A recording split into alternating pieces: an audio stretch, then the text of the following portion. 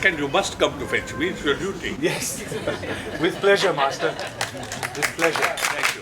And I was going to tell you that the father does not need an invitation to his son's home. No, that's what they said. However, it would also be uncouth for the father, for the son, to invite the father at the father's home.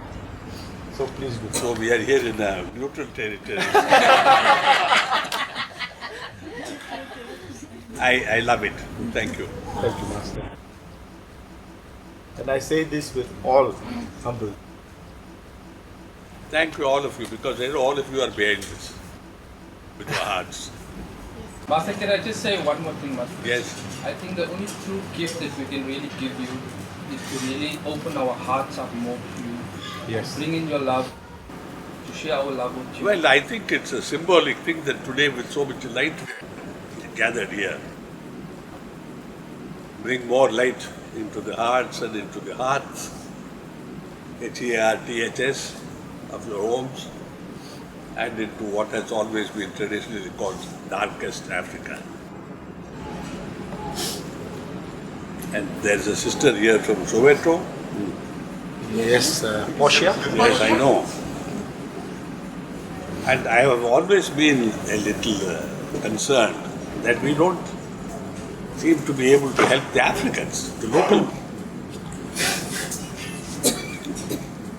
I have been saying this from the times of Kushal Kaka, that I go to South Africa to see Africans, not Gujaratis and Patidars.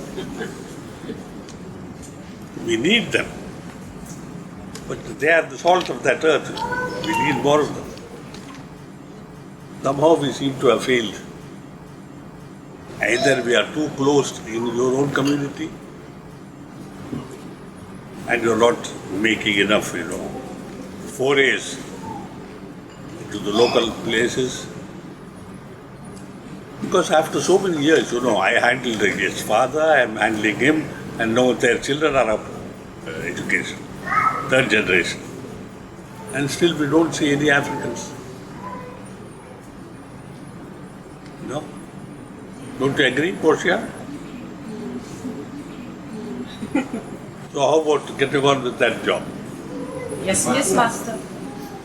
We'll do it. So when I come to Africa, if I do, I would like to see around dozen at least of them.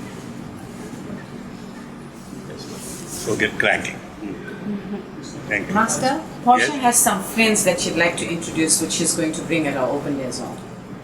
She'll be having a small little gathering just with her friends at my place. So possibly we're going to make this happen for sure. Yes, we should. Yes. Thank you.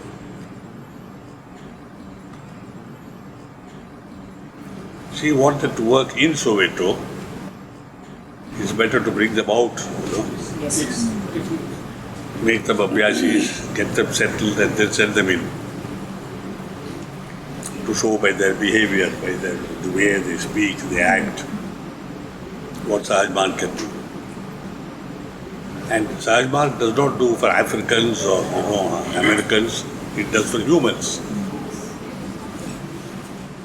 So we should do thinking that all are human beings and we are doing nothing special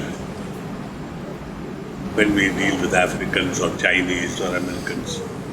Because they are another aspect of humanity. Babuji Maharaj said, when you think he is African, he is American, we have created a boundary, and compartmentalized. And our work gets limited, our ability to work gets limited. When some preceptor asked him, why do non-abhyasis not become abhyasis? He said, you are the cause. Because the moment you think of him as a non-abhyasi, you have created a barrier. Why do you think he is a non-abhyasi? He is a human being, he is a brother. So we have to change our attitude. Broadening the heart has become a symbol, has not become an actuality or a reality. So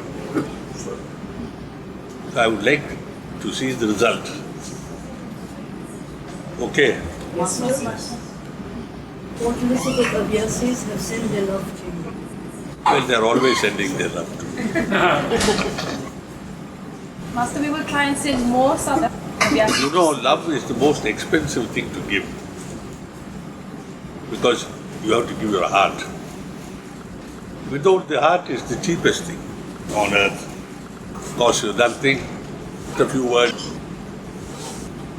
You know? So let us get into reality. We see the hearts, not just words. As I used to say in England, blown kisses. What is a blown kiss? It's already blown.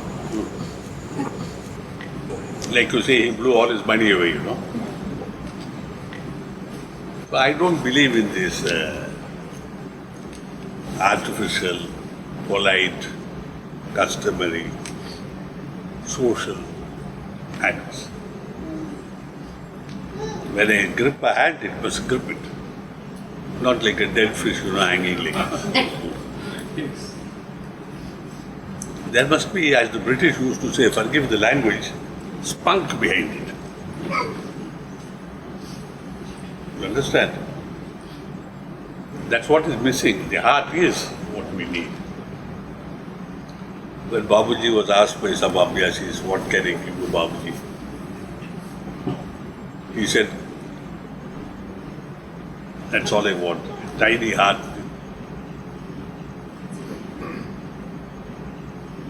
And that is what gives the Guru health, perhaps even extends his life in your service.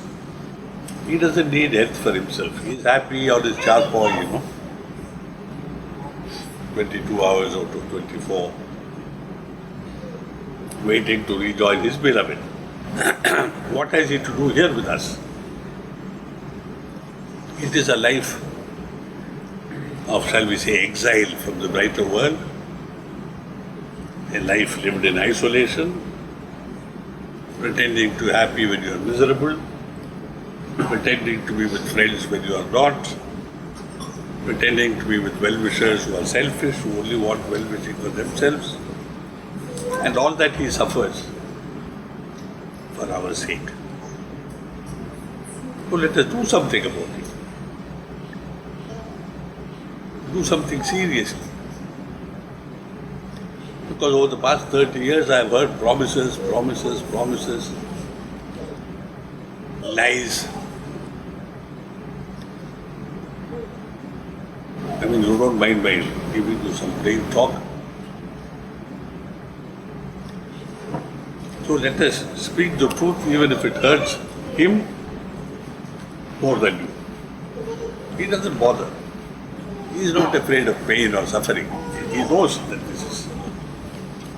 It's like a lion in a cage. It may get the best meat, but it cannot hunt for itself. Sometimes, I think of an old cartoon I saw, I think David Lowe. There's a giant lion, 3 lionesses and half a dozen cubs inside a big cage, open on all sides to visitors. And there are people lined up all round. And one cub goes to the big one, the male, and says, Daddy, Daddy, why are they all behind bars? No? People on the inside. So who is behind bars?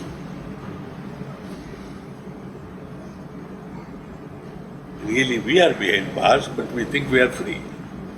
Like Babuji said about the people inside the prison, the warders and the superintendents. They are inside the prison as much as the prisoners. But they think they are free. And the prisoners, poor people, they think they are isolated. Unable to look at the other people and say, for heaven's sake, they are also in prison. Come on, man, let's enjoy it.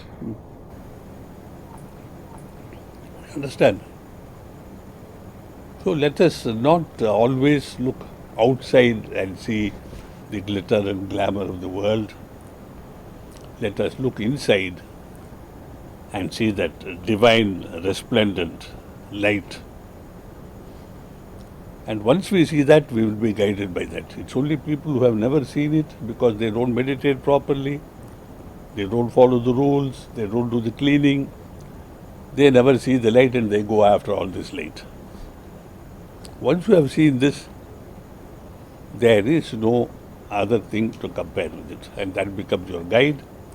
It takes you more and more inside, deeper and deeper inside. As Babuji said, there is a universe here which is vaster than all the physical universes put together.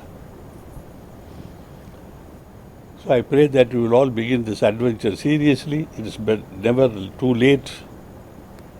As the saying goes, better late than never.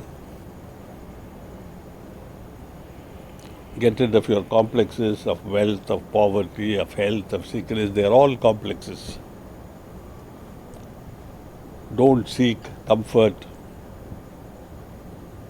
Renounce everything, and you will find here bliss beyond expression. My blessings to you. Thank you.